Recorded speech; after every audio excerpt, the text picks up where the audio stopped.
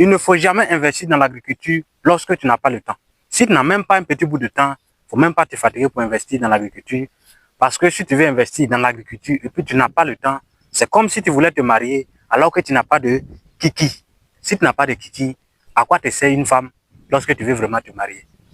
Bonjour à toi, cher entrepreneur. Si tu ne me connais pas, moi, c'est M. Kaboré et Rudy.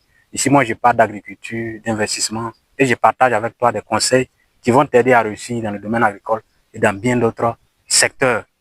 Si tu es nouveau, abonne-toi, like et partage pour que ceux qui sont aussi dans le domaine agricole puissent profiter de ces conseils et de réussir.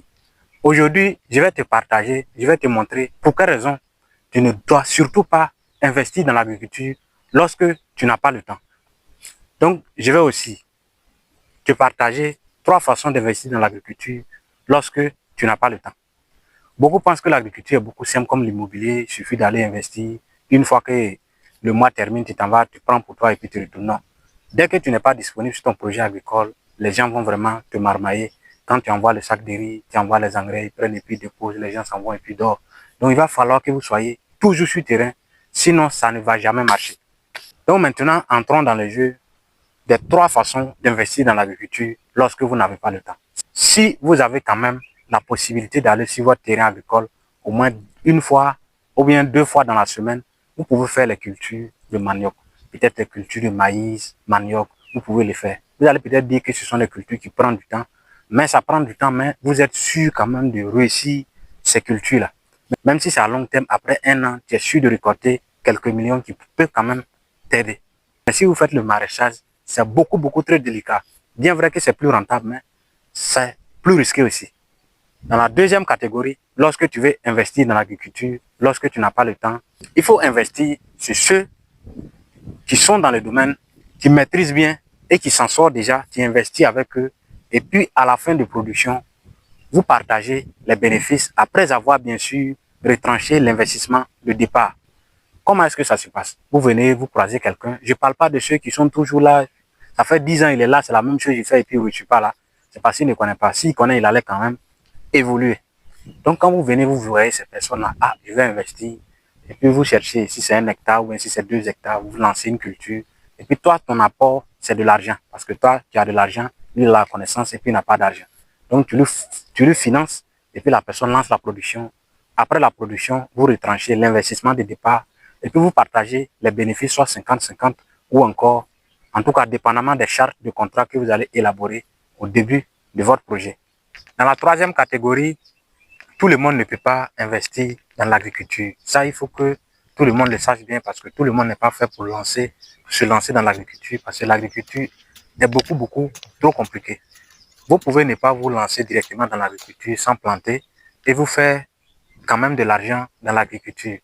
Vous pouvez, par exemple, au lieu de venir produire sur terrain, vous pouvez aller acheter les productions des agriculteurs et puis vous allez partir vendre dans les grandes villes. Peut-être vous arrivez en campagne, un sac de gombo peut coûter par exemple 5 000, prix Bosch. Hein.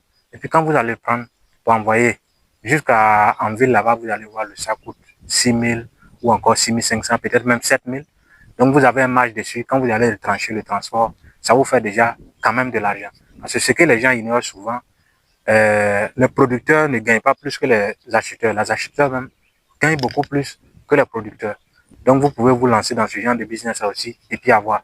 Dans une deuxième catégorie, dans le même volet, pour ceux qui ne veulent pas directement aller planter dans l'agriculture, vous pouvez aussi acheter la production des agriculteurs, faire sécher, conserver et puis vendre après lorsque les prix vont augmenter. Vous pouvez acheter un sac de gombo par exemple à 5 000 actuellement. Vous allez faire sécher et puis vous allez garder parce que quand vous gardez, il n'y a toujours pas de problème, il n'y a pas de danger.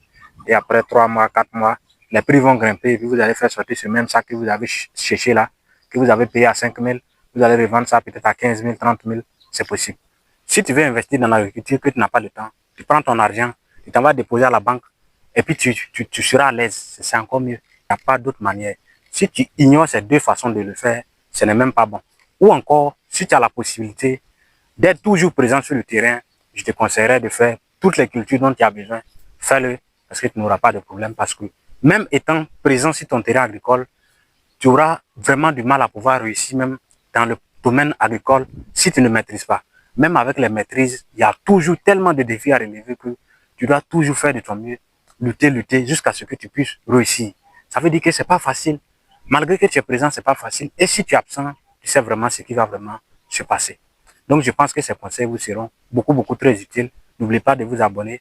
Et en tout cas, si vous avez d'autres idées pour permettre à ceux qui veulent investir dans l'agriculture, qui n'ont pas le temps, de pouvoir vraiment réussir un projet, proposez-les, donnez vos idées dans les commentaires, je prendrai le temps de lire. N'oubliez surtout pas de la partager parce que ici nous avons 60 ans dans le cerveau, 20 ans dans le corps.